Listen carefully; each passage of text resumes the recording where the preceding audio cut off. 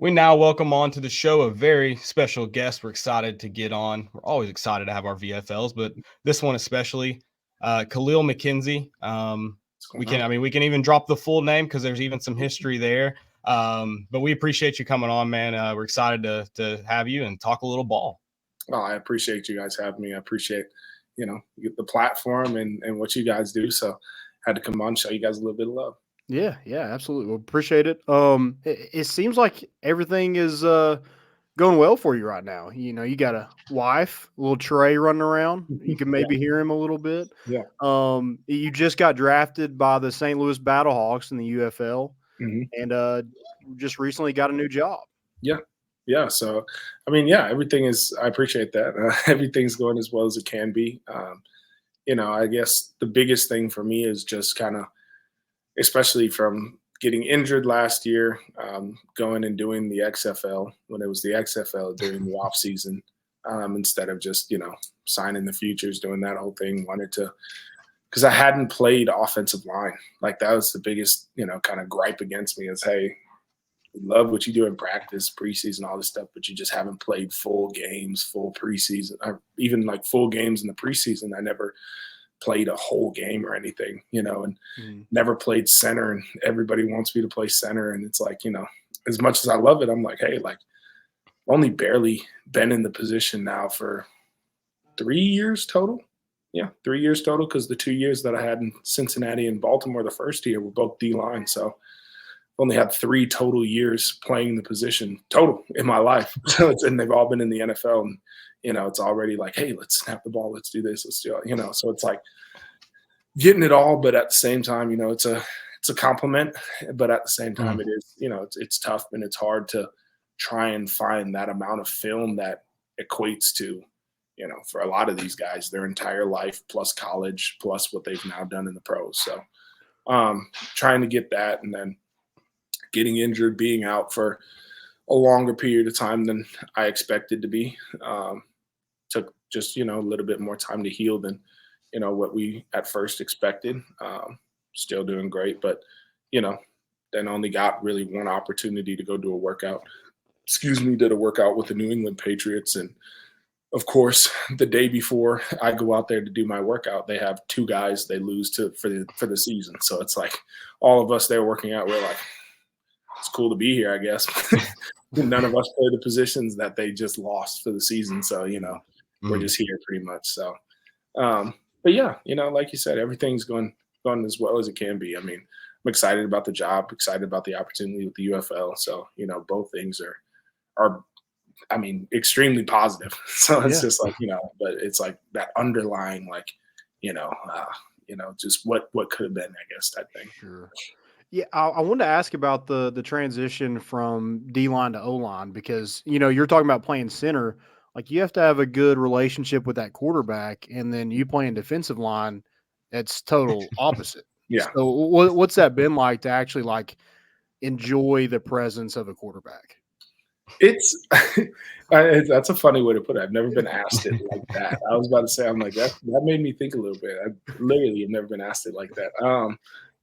I think it's different because you go from like saying like, hey, like really like everybody on offense I hated. Like my roommates were John Kelly, Sharon Jones, and Michael Lacey, all 3 offensive guys.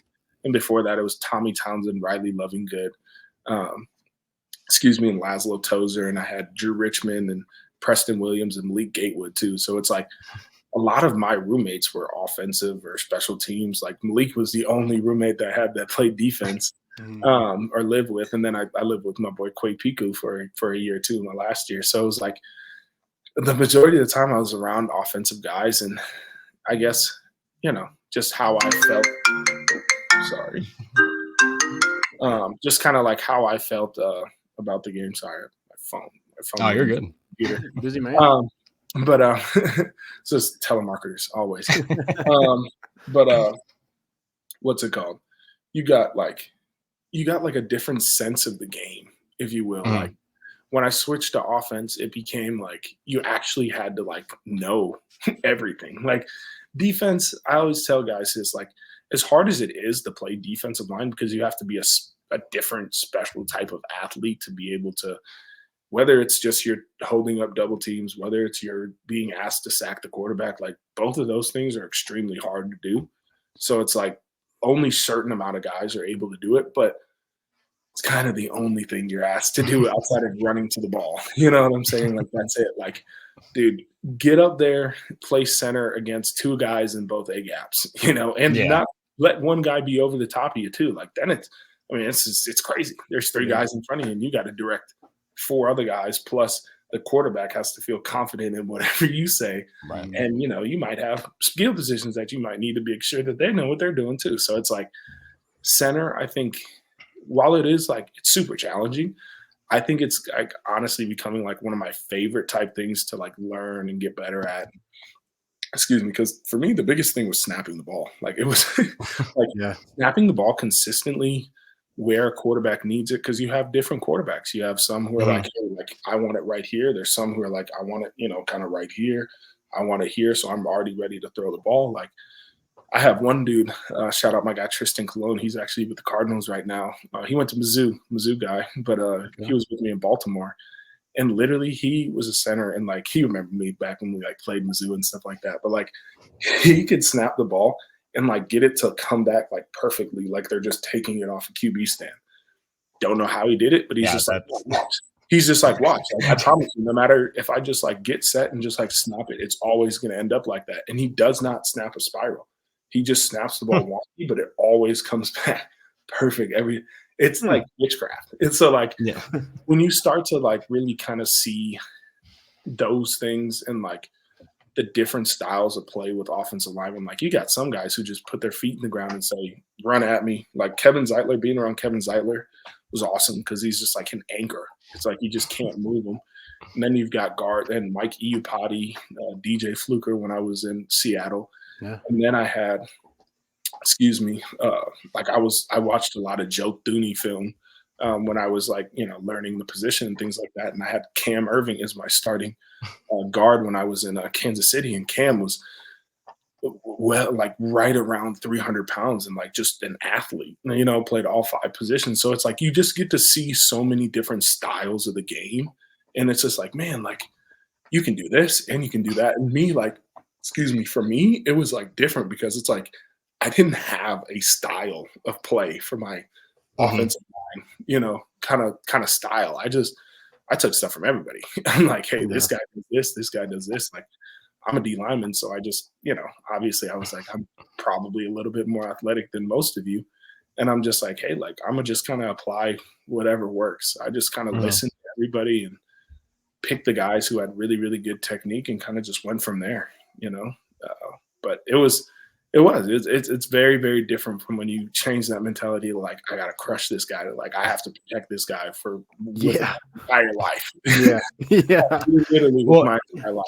Yeah, and then you get moments where you, I guess not much at center, but you know, if you're playing guard, you had some moments where you get to get out into space and you're pretty much playing defensive line now. You're just tackling dudes. You just see them hit them. So you do get those moments, I guess. Yeah. Getting out in space is fun. It's especially in like practice and stuff, and like you really are just like, oh, let me just kind of show off a little bit. Like we like really, really sprint. Because in a game, I've been in space a couple times where it's like you're measuring so much because you're like, there's actually a dude behind me who's gonna get hit, you know. Like, I gotta make sure I make this block, you know, to where he can go and like all this type of stuff. So it's fun in games.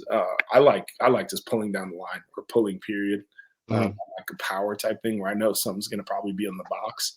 Once you get out in space too much, like you have to like in the back of your mind, you're like, I need to look behind me because like where is this guy? Like I gotta make sure I block this guy right so he can have a good cut. And that's when you end up like, oh, all of a sudden this guy's over here instead of right in front of you because he's much more of an athlete than you. So your friend Trey Smith just has that kind of instinct because head down. He might be able to get some targeting calls on him. So the way he hits some guys. I mean, he's leaving his feet off, and I love it. Yes, I was about to say Trey's just he's gonna sell out for it. He does not care. He's like he's gonna hit you or he's gonna get in your way or something. Like, you know, it is what it is. He's just like, I'm just going for it, and that's why I love watching him play. Like Trey's one of those guys where one, it's great to just know him period. But like also just to like see him play and see the way he plays, it's just like, dude, like you're phenomenal. You know, it's just like he really is. And like seeing him from the first day he came on campus to now, you know what I'm saying? It's like some guys you're not surprised, you know, and he's one of those guys where it's just like, yeah, I'm absolutely not surprised that you're just dominant at any point. Right. You know what I'm saying? Absolutely. I did too kind of want to, I guess you sort of spoke about that transition to offensive line. I'm sure you talked with your dad a lot, a guy who has a ton of experience in the NFL front office, knows what draft process and workouts look like. What was the discussion, and was there, I mean, I'm sure you talked about the difficulty. Was there some hesitation when we show up to workouts and it's like, hey, we're gonna see you on the opposite side of the ball today? Yeah, I mean, hesitation, no, because I mean, I get drafted. Yeah, you know, you get drafted, and like it's all like the excitement. So like, as much as like I was just like, let me learn. Like my rookie minicamp film is atrocious. You know, like I'm like skipping around, like I didn't know what to do. You know, I'd never really done it. I had limited amount of time to like really kind of learn the position. So everything was just a growing process, and thank God I am an athlete, because they would have just got me out of there in about a week. But it was just like, it's one of those things where it's, you know, it's kind of that I had to switch my mindset, because my rookie year, I'm not going to lie, it was a lot of not bitter, but mad that I wasn't getting it, I guess, as fast as I wanted to. And then at the same time, feeling like, hey, like when I am getting it, does it even matter type thing? You know what I mean? Because it's like, we know you're, you know, the word that a coach had used was, this is basically like a red shirt year for you. You know what I mean? And I was just like, man, like I'm still here. I still got to go against Chris Jones in practice all the time. It doesn't feel like red shirt, you know, like I saw red shirts, like no, it wasn't like that. Like, you know, so it's like, and there's probably that level too of when it's not, when you feel like you're not getting it, you're thinking, hey, there's a position on the field that I am comfortable at. I know how to play and what to do, and I'm not playing it. And I'm sure that's got to be tough as well. Yeah, it definitely was, especially because it was, you know, for a couple of years I played, especially in practice, I would go both ways, especially if we didn't have, like, you know, it's still a business at the end of the day. If you know that you have a guy who knows how to play defensive line and offensive line, why carry another guy on practice squad when you can, you know, just say, hey, you're not playing on Saturday, on Sunday, so let's go ahead and make you practice all day long. And I did that for a couple of years, doing offense and defense, basically practicing the entire time during practice. You know what I'm saying? So, so you're the original Travis Hunter, is what you're telling us. Only in practice, though. Only in practice. I promise you, you're not getting 100-something reps out of me in a game. Not gonna happen. I got the highest rep count I ever had was 40 something against the Bengals, or when I was with the Bengals against the Ravens. I had like 40 some reps in that game, and I was like, oh yeah, that's enough. Yeah, as a D tackle, I'm like, what is going on? Yeah, the trenches, no one else, they're different. Yeah, it was crazy. We had DJ Reader had like 60 something earlier that season, and it was just like we gotta fix something. We gotta fix something, guys. They went to the Super Bowl next year. So right, you were in that 2015 class. I think it ended up being the number 3 class in the country with Alvin Kamara. I don't know if you've heard of him. Juwan Jennings. Right. Yeah. AK6. Yeah. John Kelly, Shy Tuttle, Kyle Phillips, all those guys. You know, what was that kind of like being in a class with that much? Because like everybody knew that talent was coming in, and now to see it like guys like Juwan and AK doing their thing in the NFL, you know, what was that kind of like? And then obviously being a legacy player with your dad going to Tennessee from the Knoxville area, what was that kind of like?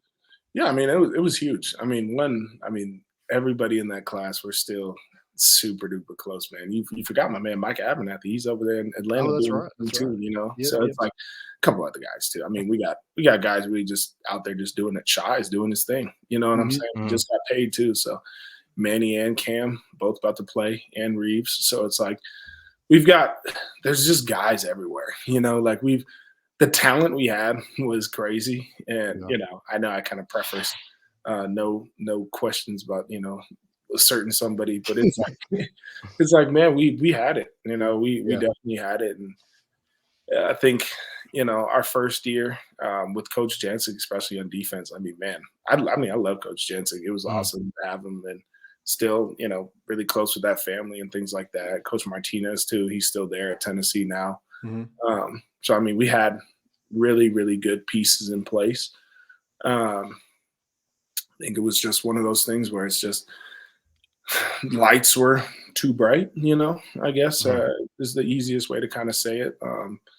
But, I think with that, you kind of see kind of what everybody is now, kind of shows like, all right, kind of validates everybody's kind of thought process then too. Because it's like, I can tell people, I was like, hey man, like one of the things that like kills me is like people thinking that stuff like gets to us. You know what I'm saying? I'm like, man, like do you realize what we say to each other in practice? Like, have you ever witnessed a fight during football? Like, it's serious. Like, we're okay. We actually, sometimes just don't like each other, but we get through it and we got to go play a game and stuff. So we read something on the internet, we're okay. It's like, it's like, I always like joke. I tell people all the time, I'm like, man, like, I love being called a bust because it's like, man, at the same time, like, hey, I was at 360. I think I was like 360 something at like the Under Armour or the Adidas little game, the US All-American game. Yeah. Army I was like, man, like I appreciated everybody calling me the number one player in the country. I didn't play a snap my senior year, and I was 360 pounds at the All-Star game. Whoever came up with that should have been fired. Lamar Jackson was in my class. Like, I'm like, were you not down in Hope? I always say it wrong. Were you always down there in Florida? Like, you should have been. Like, I'm like, I always tell people that. I'm like, hey, like, but at the same time, it's like I look at that and I'm just like, dude, switched the position, played 5 years in the NFL. Like, I'm like, I don't know what more you kind of want for people. Our life expectancy is about like 1 point something years, beating the odds every single time. And that's what I see when I see all these guys. Like, look at Jawan right now. Like, look at him. But Trey's about to play he's playing in his third straight AFC championship, trying to go back-to-back Super Bowl champ. You've got Tommy Townsend even. I know he transferred, but if the noodles like Tommy making it there, like that's huge. Like, you know what I'm saying? Like, he's absolutely he's still balling. Like, I don't care what VFL. what's it called? Like JK still is out there too, and then you see Alvin. You just saw what Dobbs did.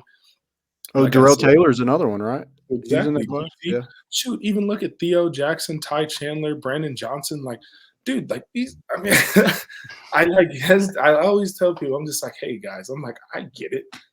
If you don't think we wanted to win the Natty, I mean, every single day, like, guys, we can really do this, and then, just didn't happen. You know what I'm saying? Like, it's just that's football, though. And I think that's one of like the coolest thing about the job I'm doing now is like seeing these kids when they lose or when they win. The different emotions, and like just telling them like, hey, man, at the end of the day, this is a game.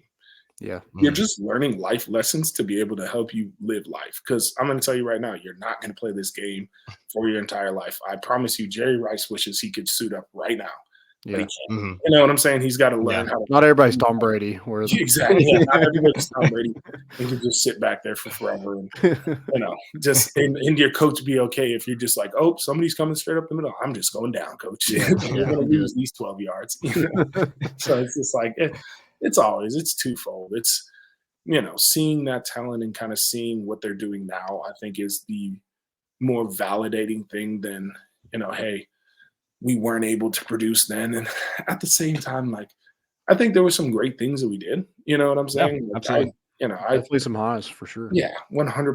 I had plenty of fun as a fan. I mean, there was obviously some times you don't want to live again, but there was also some really fun games in there too. And that's part of being a fan too, is you're not gonna win a championship every year.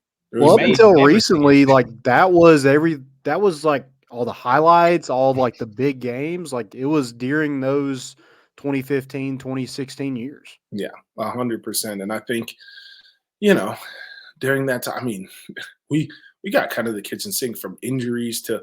I always tell people, I'm like, dude, like even the game when I had my first start against Bama, like went down the 6th play, but like I wasn't even the only person that got hurt for the season that game. That was 2016, right? Yeah, 2016. And that was the year where everything kind of felt like it lined up roster-wise and schedule-wise. It was a tough schedule, but it felt like it lined up good. And yeah, that was I mean, the week before Danny O'Brien goes down for the year. Yep, Danny went out for the year, and then lost me, lost Shy, lost who else did we lose? We lost a DN too, because Kongbo ended up having to play D tackle most of the year. So it was like, that's right. It was crazy. Like we were just losing people just left and right, and then still having to go out there and perform. And like, it's not, we're in the SEC. Like guys, even though we talk about in the league, like there isn't a conference like it. Like it's not a joke. Like we don't, it's fun to joke with people on Twitter and stuff like that and social media, but like this is the closest thing to the NFL as you're gonna get. Like half these kids are gonna be on rosters, whether they're starting or backup guys. Like they're gonna get invites and they're gonna probably get there and they're gonna be like, oh, we can work with this kid, right. So it's a grueling schedule. It's a grueling time. And kind of like you said, like we had everything kind of lined up and just didn't work out. Right. I want to go back to high school real quick because I want to get your views on the transfer portal. Are you bitter now with the way everything shook up? I mean, it feels like in high school it's even more loose than college. They're like, yeah, just do what you want at this point. Imagine not playing your senior year of high school and still getting a fat NIL deal. I do think about it. I think every time I see a picture of John Gruden or Eric Berry in a bucket hat or something like that, or myself in a bucket hat, I'm like, man, these would have sold. Yeah, I was like, man, they didn't go because like a funny story, like the shop on campus, like the Vols shop on campus, literally Alumni Hall didn't sell bucket hats. And like it was crazy. It was like all that stuff. But like being bitter, no. Because me being a player, like one, I was very blessed growing up. You know what I'm saying? So like when I got to college and the opportunity to even get money was like cool. Like this is awesome. Like my guys know whatever they needed, you got it. You know what I'm saying? Like I got in trouble plenty of times with my parents over it. And I was just like, hey, like, I'm going to look out. I'm good. I'm fine doing whatever, but I'm going to throw this to them, whatever, all this type of thing. And I think bitter would be tough for me only because it would imply that like, I don't want these kids to get this, because I do because, it is hard playing college sports. And I always tell people, I'm like, it'll just self-correct itself. Like everyone's like, oh, well, what if a kid transfers and then, he doesn't even play anymore? I'm like, that's good. Maybe he can find out that he's really good at math. Like, like that's not a bad thing. Like, that's really not a bad thing. Like the real world is still a place. Like, it's like, at most, like even Tom, like 20 something years, he played like 20 years, right? Tom Brady. Yeah, I think at least. Was he, it's like like at most. Yeah, so like at most you play like 20 something years. Like you're still gonna be in like your 40s or hopefully not your 50s when you retire. Like you're still got a lot of life left. You're not just hanging it up. You know what I'm saying? So like getting these kids to like say, hey, like instead of sitting on a roster 3 deep, like, excuse me, let me transfer, let me do any of this stuff. And like you said, in high school, I mean, I guess bitter for high school. Yeah. Just that, because they said, didn't they say, not letting you play because it was, we think he's transferring for athletic reasons, which California has schools similar to, the Texas, they go and play there, a couple times a year. And there's a lot of guys transferring for athletic reasons, but they tagged you. Yep. So bitter about that. Yes, they took away my senior year of high school, which is absolutely insane. The best part about it was the coach of my school. We're walking in, he's just like, "Hey, man, I'll probably just give you the 6th game. It won't be anything, crazy. All this stuff. Like we're all here. We all got your back. Blah blah. All this type of thing." Proceed to walk into this like little room. They come out with, because my mom's a lawyer, so like she wasn't gonna like have me just represented by no one, so she had like a lawyer there that she had known. They came in with the top lawyer in California, and as well as these coaches, everything. And when I'm telling you, it wasn't, hey guys, let's get them out there at all, Yeah. And that's how that went. So Gil Lemon, if you hear this, we're not friends. We'll never will be. Gil Lemon, we'll put him on blast. Gil Yeah. Lemon. Well, the best part about it is, and what I, kind of take pride in, is the fact that rule no longer exists, and it leveled the playing field in Northern California. They're no longer, De La Salle has no powerhouse on, and no grip on that NCS. They lost their first game in the NCS for forever. And sure, their parents are mad about it. Their coaches are mad about it. They're going to hate hearing me say this. But guess what? All the other teams that now have an actually fighting chance to play against you, and not like, hey, let's keep a kid. We don't let freshmen play up on varsity. We don't let sophomores go up on varsity. So if you're a freshman and you're good, the best you can maybe do is get up on JV. If you're a really good sophomore and you're on JV, we're not going to let you have a chance to get up on varsity. So that time, if you get up to varsity and you're a junior, guess what? If you want to transfer, you're going to have to sit out for your senior year. Might as well stay with us. God. You know what I'm saying? So it's like, they know there's no love lost there. They're good. They got all the money. They got all the stuff. They're fine. They'll be okay. My boys I played with, they're still my boys. If you didn't play with me there, even Henry, toe. I know Henry, and it's all love with all those guys. I have zero animosity towards really anybody there, to be honest. It's just. But you hope they lose every game. Yeah,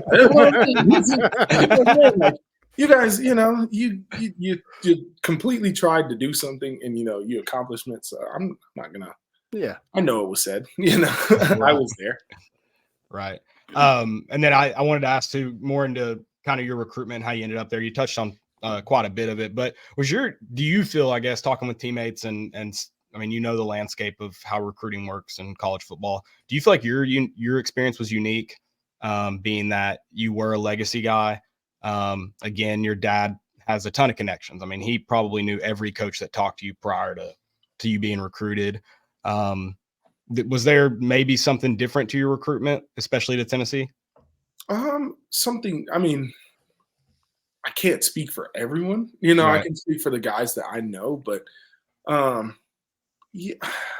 yes and no. I think there was like a little bit more of, it was different in like, not maybe how you might think, like they did more, but honestly, like not less, but like, because they knew like I was a legacy and things like that. And, also I was kind of like how Dion said, he's like, hey, I wish like when kids commit to a school, like they can't commit anywhere else. Like when I committed, I literally blocked every coach on my phone. Like there was no communication with anybody else. I wasn't, I'm committed here and I'm still going to, I didn't take any more official visits. In hindsight, I wish I took official visits. They're pretty fun. You got to go to Hawaii. If you're going to burn one in Hawaii. If I was these kids, I'd go to every single school that's in a state that's just fun to see, or you've never. Right. That's what I would do. But absolutely, I'm going to Boulder. I'm going to Boulder. Yeah, not even just for Dion. Boulder's gorgeous. It's awesome. Yeah, literally, UCLA. Literally, it's all those stuff. So it's like not doing that. I was like, hyper focused on where I wanted to go to school, and leading up to the recruitment. Honestly, I don't feel like it was like super hands-on, all that stuff. Like they were just recruiting me, to be completely honest. I actually got the offer in the car headed in to watch Florida State versus Auburn at the Rose Bowl, because my dad just randomly had gotten like some extra tickets. We sat way up in the top by like all the Auburn fans. And they all thought, because they all saw we were the Spartans, so I had a "We Are Spartans" shirt, and they all thought I played for Michigan State, and the only reason they were in was because Michigan State beat, I think, Ohio State. So like they were like, "We love you." They're taking pictures with me and stuff. They think I literally played for Michigan State. I'm like, this makes no sense, What I'm saying? Like, why would I just be here? And I was a kid. I thought it was hilarious. Yeah. But like literally got the offer. Coach had called literally while I'm in the car. Sat there. My dad had like put on speaker. He's like, "Look, Kahlil, got a phone call for you." I was like, "Okay," but like, yeah, it was. anything like super crazy. No, I think that really came on afterwards when I started recruiting guys. That's when it started to really pick up. And, I think that's what's kind of catapulted me into all of this stuff now, like doing kind of that recruiting and, kind of learning how to use social media, both good and bad ways. Like I always tell people, I'm like, I was dumb enough to be tweeting at other teams' head coaches, trying to like roast them and stuff. Like that's Heck yeah. what was I doing? Are those still out? I've never seen those. Are those still out there? Can we find them? 100% you can find them. They get deleted. Right. Yeah, I'm pretty sure I probably deleted them. All that stuff. Somebody's got them. There's screenshots. There was a whole article. Yeah, it was funny. It was like, dude, like it was like funny, but at the same time, it's like the only reason why I was like, I'm never gonna get in trouble for this. It's like, dude, like I literally just said something and one of their players said something, and then the coach said something to respond to me, like really subtweeting at me. I was like, "Why would you do that?" Are we talking about Lane Kiffin now? Is that no? It was Hugh Freeze. It was Hugh Freeze. Okay. Yeah, honestly, even better. Other Ole Miss guy. yeah, it was funny. It was very funny. It was hilarious. I'm over there. My dad took my phone at dinner. It was hilarious. He's just like, Kahlil, what did you tweet? I said, nothing. Like, so you just set the NCAA off on Hugh Freeze, is what you're telling us. Pretty much. There we go. Okay. Hey, I put the fire alarms on. Yeah. Gotcha. You gotta look at this guy. Is that part of the reason you committed so early then, is to get other guys on board? Like, is that why I'm sure there are some other things, but felt like it was important to do it that early on? Because that's not normal anymore in college football, to see commits that early, even when you were being recruited. Yeah. And that was a big part for me. When me going to the opening was a big deal at the time, with kind of everything that was going on and stuff leading back into that conversation about high school and transferring and stuff. But at the same time, it was important to me to make sure that I had good guys with me, and I had built a relationship with guys, especially at the opening and prior and at camps and things like that, where I was like, hey, why don't we all just play together? We had group messages and all this type of stuff. And, some of them it's just good. We didn't get some of these guys, but other ones, it was like, man, like, would have been nice.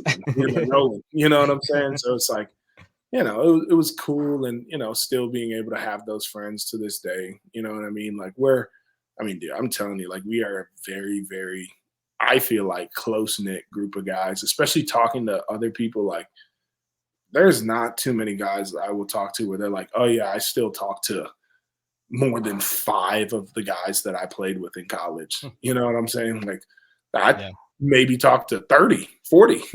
Like legit. Like I'm from walk-ons to equipment to training room people to everyone. Like we were close knit. We went through some things, but you know what I'm saying? That made us pretty close. But like, we were very, very close, and we were very, we all wanted the same thing. And I think wanting the same thing and then not attaining it just brought us closer. So I think it made, when I was trying to go in and recruit the guys, and I was like, hey man, like if we do this, we can really do something special, and obviously not fulfilling on that one, but like it made us all, while we were there, like we all had the same mindset. Like nobody was there like for their own type of thing. Like, like we literally won as a team and we lost as a team. Like it wasn't like we really weren't too many individuals. There's always going to be some, but we were a team. We really, really were. We were a team. So are you still close to Darrell Taylor? You all still? Yeah. All right. So what was the this just kind of popped in my head as you said, close knit. What was has anybody interviewed him, quizzed him about the battle at Bristol? We gonna whoop they fucking ass? Like, how was that? Literally just off the cuff? Like it just came to him in that moment? So literally, like the video is hilarious because like that's so great. They're like videoing, and then like Shy's doing like a little bobblehead thing, and like I'm like he looks like a receiver too. Yeah, he's small in that video. He was. You should have seen when he came in. The picture that we have together, where like I came in, I was ginormous, and he came in and like he literally looked like the size of one of my legs. It's crazy. Like literally DT, man. That was DT, all go all the time, 1010% at everything. And just literally he saw the camera and I mean, we all had that kind of mindset. None of us really knew much about VTech. We honestly, like we watched the film, we were ready to go for the game. But like we weren't like, hey, like, are we scared of these guys? Can they hurt us or whatever? We're like, look at this stadium. Look at all these people.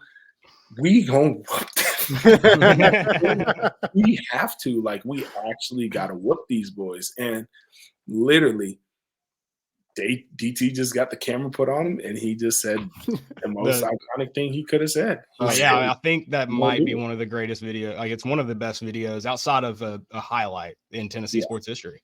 Literally, it was. There is perfect. There is one by Quay Pico who we actually give a tribute to on this show every time we leave it. His interview about him being small, I think, and he was like, well, Drew Brees about 5'11". And then he just says something, and he's like, when the going gets tough, just bring the boat in. So we say bring the boat in, we out every time that we finish this. I'm going to text him and tell him that. Literally, I just get a pod, and they use one of your quotes to do it. Oh, dude, it's all time. That's great. I mean, Quay was a walking quote machine. I will tell you that. Like, he literally, all he was going to do was just sit there and give you something. Like, he's one of the funniest people ever. And that's the thing. That's why I say, like, we are so close-knit, man. Like, there's guys, like, you wouldn't even know, like they're the funniest people on planet Earth. You know what I'm saying? Like, like Thomas Edwards, you see it now. But, like, y'all have no idea. Like, Thomas is one of the funniest human beings I've ever been around. And it's just crazy, and we just all gelled. Yeah. Everybody was cool with everybody, and it was just a great time. Honestly, it was. That's awesome. Yeah. So is Battle at Bristol as cool of an experience? Was it as cool of an experience as it seems for a player? Because I loved it. Great, cool, very, very cool to be there. Very, very cool to do it. Yeah. Me and Landon have joked about it. It's like, I don't know if we go back, we couldn't see anything. Yeah, and that's what like we were saying. We're like, this is so weird. Like, the fans are so far away from us. Because like when you go to Florida one time, you have a different outlook on like fan player experience. Florida, it probably goes Florida, Philly, Cleveland. Like those in that order of like is Buffalo. Have you played at Buffalo? I haven't played at Buffalo. Okay. I haven't played at Buffalo, but like I cannot see their fans being worse than Philly, Florida, or Cleveland. Like, I mean, Philly, me and Philly fans, we have, you know what I'm saying? Like, it's just Florida, different breed. Oh yeah, Florida is a different breed, especially because I played D-line, and the D-line bench is directly behind their student or directly in front of their student section, and they can literally almost touch you. You know what I'm saying? Like, and to lose both games there on a Hail Mary, like first time I was mad, and I was just like right there, but second time, straight in. I was like, literally get me out. Because look, all their players run towards us. You know what I'm saying? To go to the student section. I'm like, I already know this story. I'm out of here. Yeah. You know what I'm saying? Like, so yeah.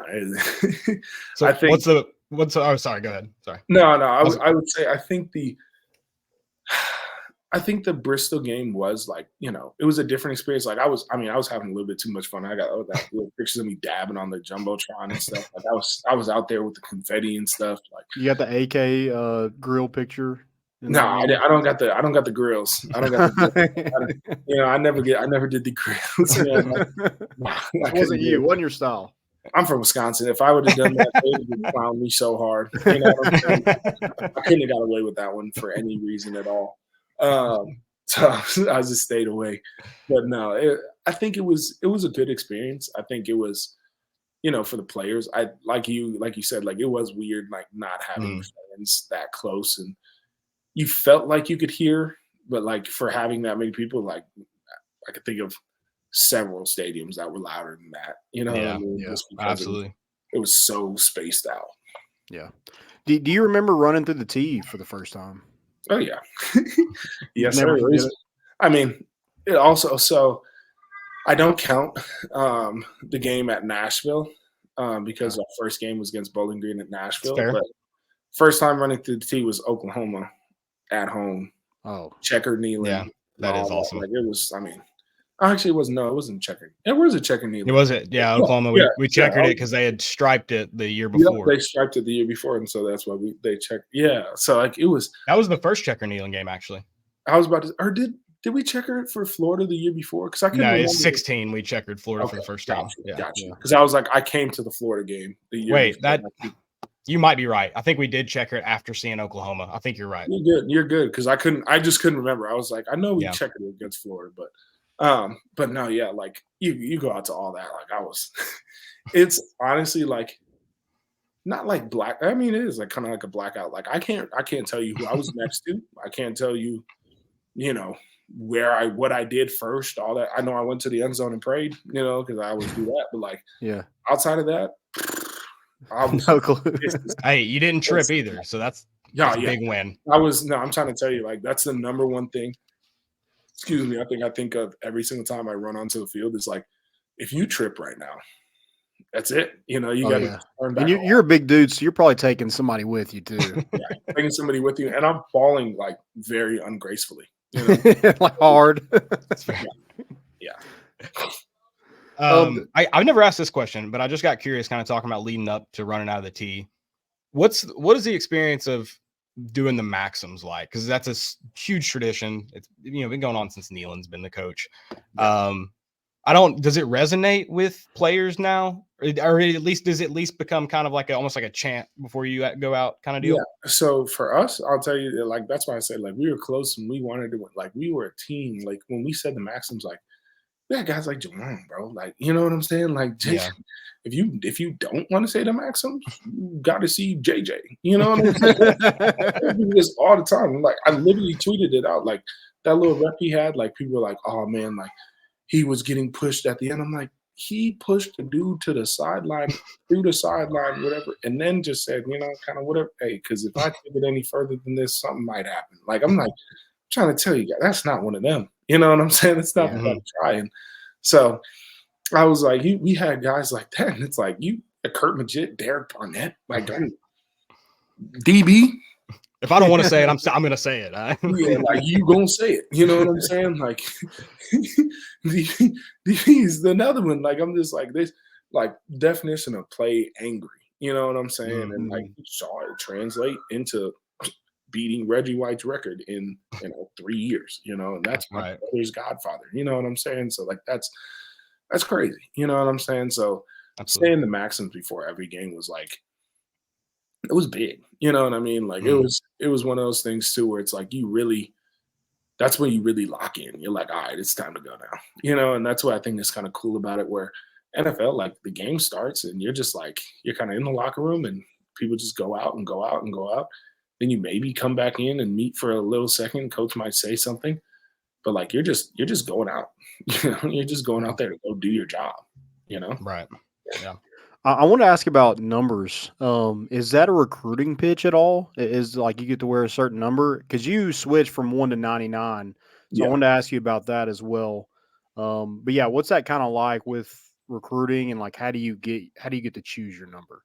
So. For me, it wasn't like a choice for one. It was kind of like hey, you and Chai are going to be 1 and 2. Be really cool type thing. I actually had 99 fitted and ready to go, trying it on in the equipment room. I'll give you that little piece right there. Like I was in the fitting room back there with my man Hawk trying on 99, ready to go. I was like, I can't wear this one. I can't do it. Jersey was ready and everything, but said, hey, you get to 320, you can have 99. Obviously, I wasn't 320 before week 1 of my freshman year. So literally before spring game that following year, literally was on the scale that morning, came in like 6 a.m., came in, took a picture of the scale. I was 320 on the dot. And literally he goes, Jersey will be in your locker. And I was like, Smart to do it at 6 a.m. You waited till like 10. No, yeah. 323 at least. Yeah, exactly. I gotta go first thing. I haven't eaten in days to get to 320. Trust me, I'm a big dude. We know you weigh yourself as soon as you get up. You don't even let yourself get a sip of water. You know, those are two different weights. You know, you can go run around for an hour. It might stay the same. Yeah. Oh, yeah, absolutely. Mm-hmm. Absolutely. And I'm not sure if during that time, like going viral was a thing, but the picture of you in one with your practice jersey on, and you can see like your massive legs that you were talking about earlier. Yeah. That was viral. I mean, that's one of the the last things I remember like being viral, like on Vol Twitter. It's like, oh my God, look how big this dude is. And he's a freshman. Trust me, it's still everyone still does it. So there was my second year in Kansas City in OTAs, we had like a little thing trying to figure out how big my calves were. And like I think the over under was set at 20 and a half. It was like 20 and a half for my calves. And like it was over, but it also was like 20 and a half is a high over to pick. I was gonna go over, so I mean, yeah, you know what I mean. Like it was, but like genetics, man. I wish I had a different answer for you, but literally genetics. And I mean, growing up in Green Bay, you talk about Wisconsin, like that's kind of they breed just big people. Oh yeah, it's part of living there. Yeah, literally just large people. Like I didn't get blessed like my brother and go from 6 foot to 6'6" in a year. You know, like he had leg surgery and went from 6 foot to 6'6" in 1 year. Dang, I need that leg surgery. Right? I was like, man, I missed all of that. I've been 6'3" since my 8th grade year. Well, trust me. That's nuts. Like, golly, people were like, what's going on? But yeah, you know, when he just stayed that the whole time, I was like, golly. I had to fight for 6'3" at pro day for them to give me 6'02.7" at the combine. I was so pissed. Just give it to me. Yeah, just give me 6'3". Do you ever come back to Knoxville? So I mean, I have family there still. My aunt and uncle are both in Tennessee State Legislature. Okay. Family still, lives right there in East Knoxville. Still plenty of friends there. So I've been through, especially just driving through, because I like to drive when I would go report for camp and stuff. So I would drive up and things like that. But haven't been to a game since Georgia 2 years ago.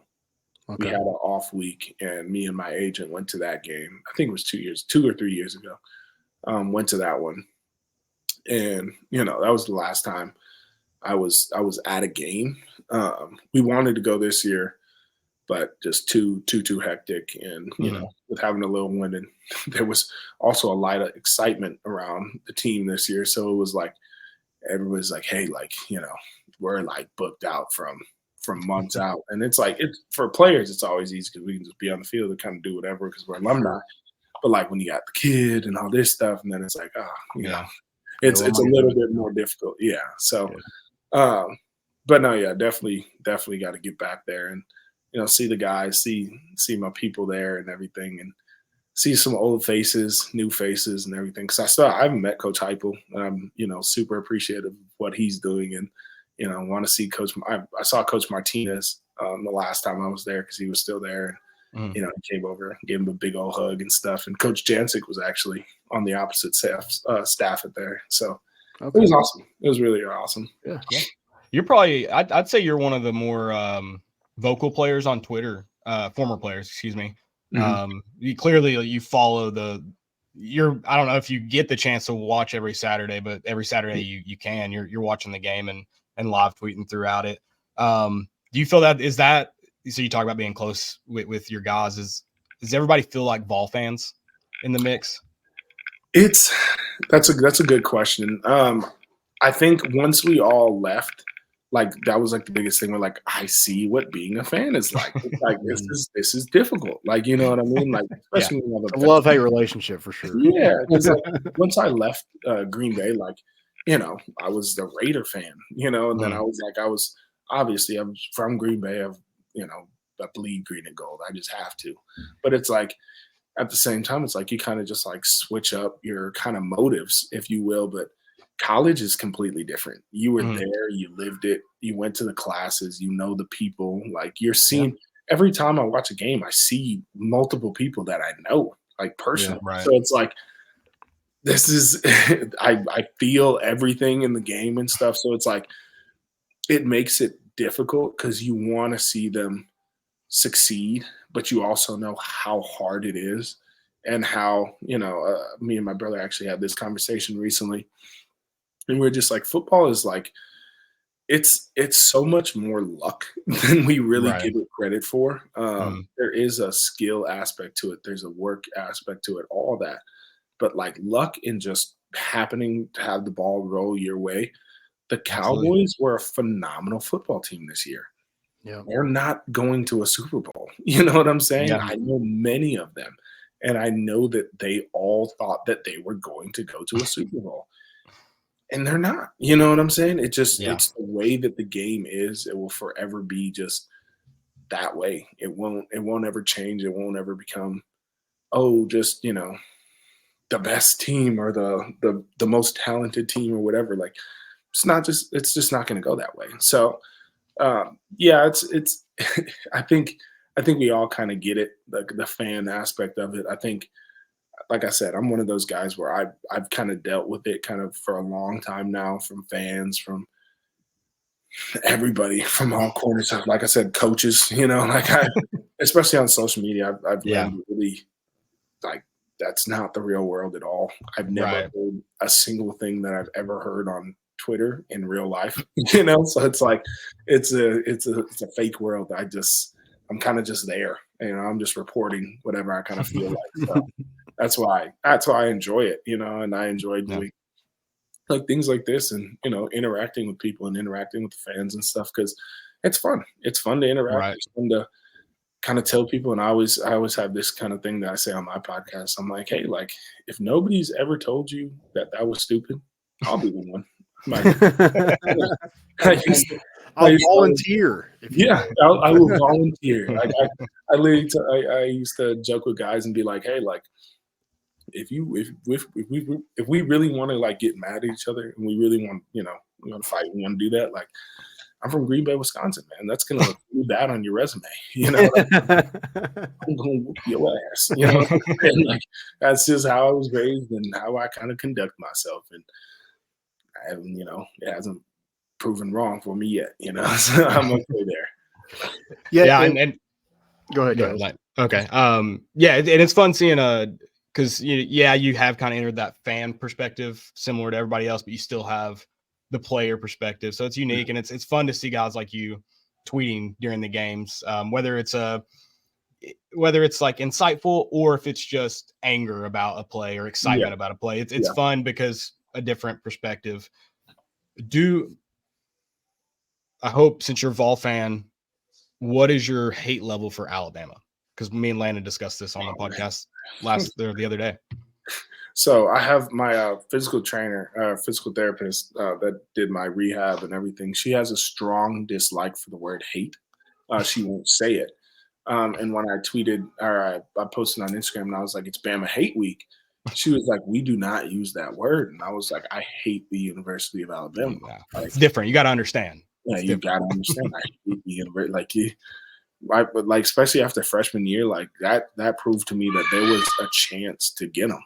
You know what I mean? Mm-hmm. Like, there was, we almost had it. Like, it was, and that game is so funny to me because, quick story, I had my own lineman kind of locked out and put my arm out to tackle Derrick Henry, and he runs straight through that freshman meaty little arm on his way to scamper to the end zone.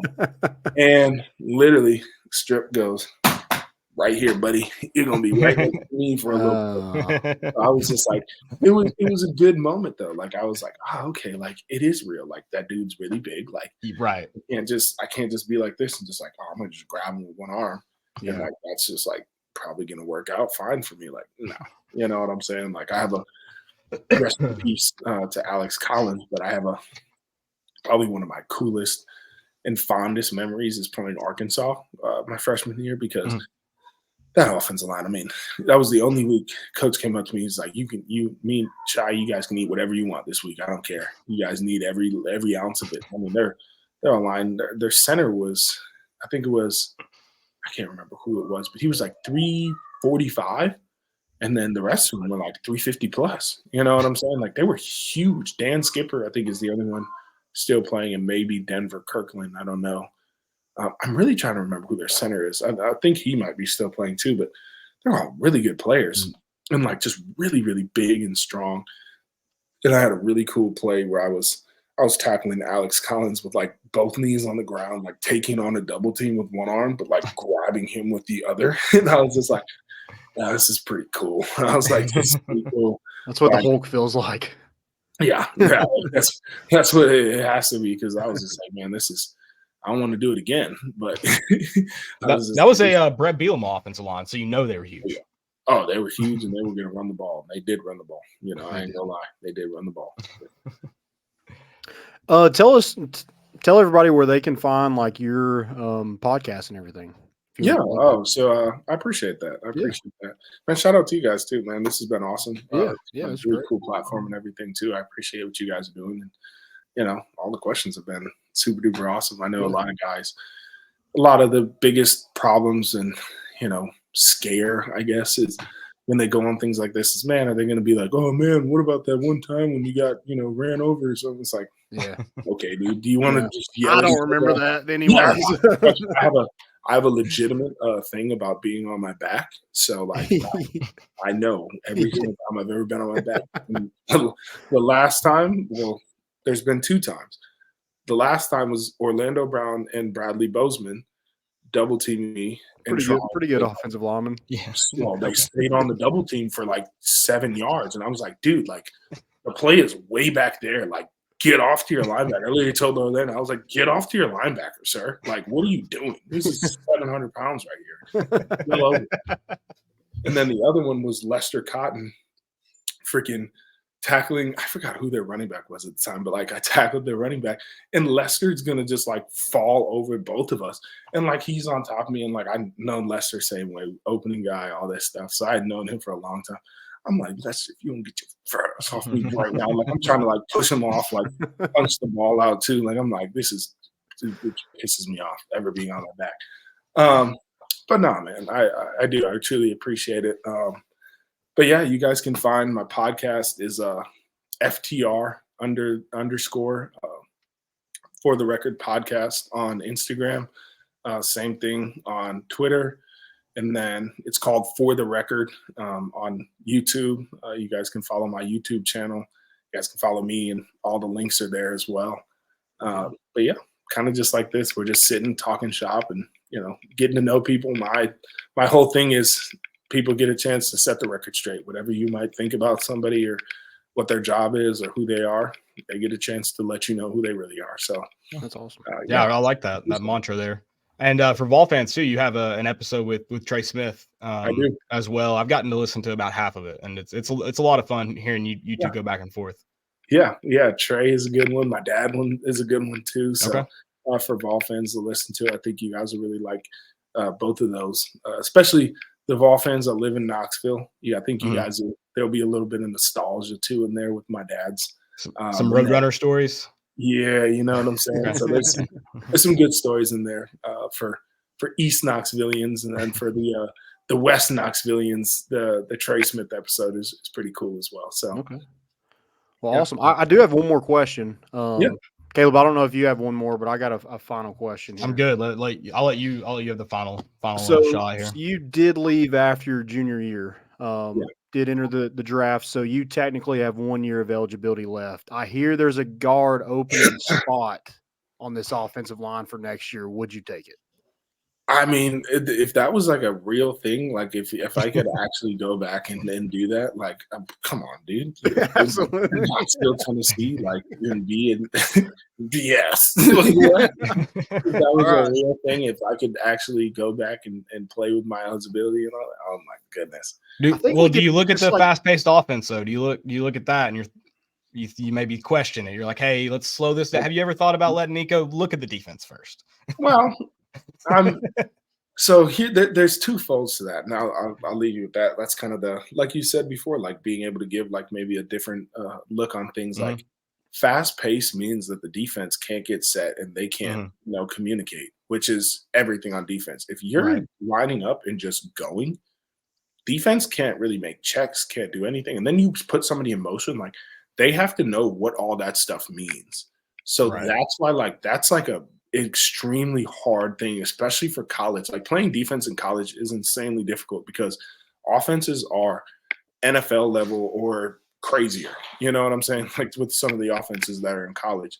So you don't get like just all this time to dissect the play, understand what it means, get set, checks, all that type of stuff. Oh, if you got a blitz, are we checking out of it? Are we doing this? All this stuff. These guys are just gunning. So Mhm. yes, it can allow for a defense to play like a quote unquote simpler, style of defense. But if you play like that, then you better hope that that's going to stop that defense, and then you got to make sure all your guys are on point. So Yeah, it's kind of otherwise, twofold. It's twofold. I'm somebody who, I like checks. I like checks on offense. I like to sit there and just look at everything and make sure everybody's good. But at the same time, like tempo is fun too because you just get right. up there and you just go. We got to play and we just go. Absolutely. Yeah, and I think with all this, like everybody's trying to get a waiver, all this like you can transfer whenever you want. I feel like we could sneak you in somehow. Like he's just like another transfer in this. They say if there's a will, there's a way. So Exactly. All hey, right. You're just a somebody phone tell, call away. I was about to say somebody tell Coach Heupel my phone is always open. Football owes you a senior year. You haven't gotten a single one. Football owes it to you. I haven't played a full football season since my freshman year. So That's it's crazy. like it's like that's the game. That's why I'm like Right. I'm telling you, like you can't say nothing to like a lot of guys, but like for me, I'll just speak for myself. Like it bounces right off me. I'm like I'm out here still doing it, man. I'm good. I'm very proud of myself. You know what I'm saying? So it's like, that's why I'm like, especially with this UFL season coming up, I'm very excited and getting a chance to get back out there and just show, just what I'm about. You know what I'm saying? So when does that season start? March 30th is the first game. Awesome. Well, we now have a team. Yeah, I didn't. I gotta get my battle Hawks. The DC team's got a lot of VFLs too, so okay. I'll shout out my guys there. You know what I'm saying? So I know they got Skit Dog on there. They got Ethan Wolf on there. Okay. I'm missing somebody else. I think they've got oh man, either a wideout or a DB. I hate that I can't remember it right now, but I always remember wherever Skit Dog is because Alex Ellis, that's my guy. That is my guy. I love Alex so much. That's got the fake field goal. Yeah. Yep. Skit Doggy. Skit Doggy, man. That is I like I'm telling you, we're a close knit group, bro. That's awesome. Skit Dog he's my dog. That's a guy. Awesome. Well, Kahlil, hey, we appreciate this. This has been awesome. Appreciate the time. This has been an hour long, which we don't normally go that long, but we're just having a good time shooting the shit. We're gonna do it. So we appreciate you. And so I get it. Yeah. Sometimes it just goes over like that. That's a good thing. Exactly. Yeah, we don't have a time limit. We love it, and like Landon said, appreciate your time coming on here and love your perspective and great follow on Twitter for Vol fans and we're gonna love following you wherever you go to. And for now, Battlehawks fans. Yes, sir. Yes, sir. I appreciate it. If you're back in Knoxville, hit us up. We have a big tailgate every game, so come through. Yeah. Without a doubt, man. That's one thing I've still never done in my life is ever tailgate. So I'm very excited to be able to tailgate in Knoxville. Yeah, I've got a lot of Oklahoma friends, so I'm very excited about the next few years. Absolutely. Yeah, we'll be in Texas soon too at some point. Oh yeah. Mm-hmm. Yeah. Austin's nuts. Yeah. Let's tell you that Austin's nuts. I went up there for a UFC event. It's like a zoo. Ready for it. Yeah. Awesome, man. We appreciate it. Again, looking forward to you this UFL season and cheering for you, man. Yes, sir. I appreciate you guys. See you, man. See you.